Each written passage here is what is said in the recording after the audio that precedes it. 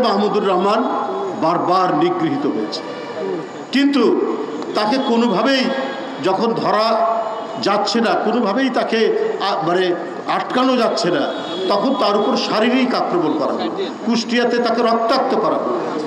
তাহলে সেই মানুষ যখন ফিরে আসলেন, তাকে কেন কারাগারে যেতে হবে? প্রশ্ন একটাই যে মাহমুদুর রহমান সাহেব আমার দেশের সম্পাদক, তাকে কেন জেলে নিয়ে যাওয়া হবে? একটি বিপ্লবের পরে গঠিত সরকার, যার প্রতি যেখানে বলেছেন, এখানে শহীদুল ভাই বলেছেন, গনি বলেছেন, যার প্রতি ছাত্র জনতার সমর্থনের একটি বিপ্লবী সরকার।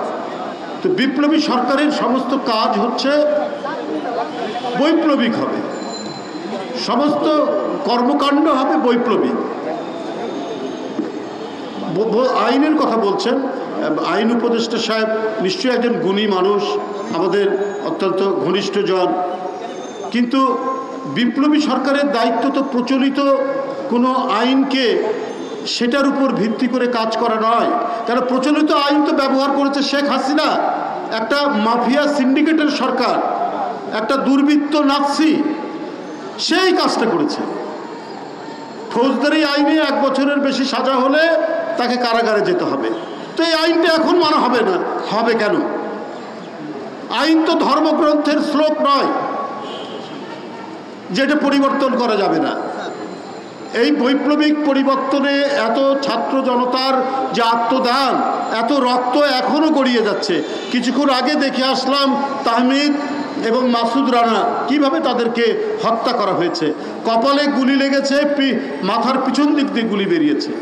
তাদের আত্মদানের মধ্যে দিয়ে যে সরকার, তারা কেন পুরনো আইন দেখিয়ে কাজ করবেন?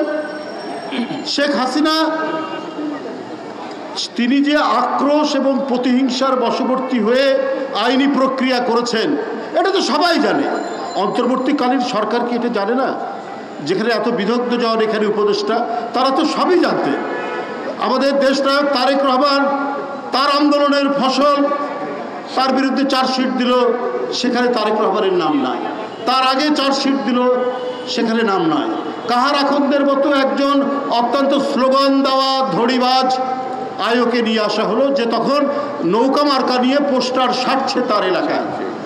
তো এটা তো একজন মূর্খ বুঝবে যে শেখ হাসিনা কেন কাহার আখন্দকে নিয়ে এসেছিলেন, যে তারেক রহমানের উপর তার যে প্রতিহিংসা আক্রোশ, সেটা বাস্তবায়ন করার জন্য।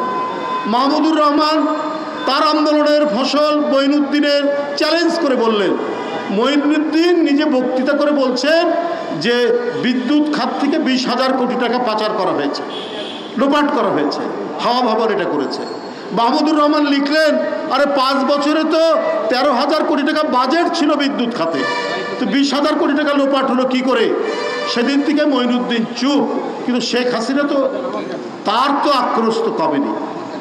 এই যে সত্য কথা লেখা, সত্য উচ্চারণ করা, এইটার কারণে মাহমুদুর রহমান বারবার নিগৃহীত হয়েছে, কিন্তু তাকে কোনোভাবেই যখন ধরা যাচ্ছে না, কোনোভাবেই তাকে মানে আটকানো যাচ্ছে না, তখন তার উপর শারীরিক আক্রমণ করা হয়, কুষ্টিয়াতে তাকে রক্তাক্ত করা হয়। তাহলে সেই মানুষ যখন ফিরে আসলেন, তাকে কেন কারাগারে যেতে হবে?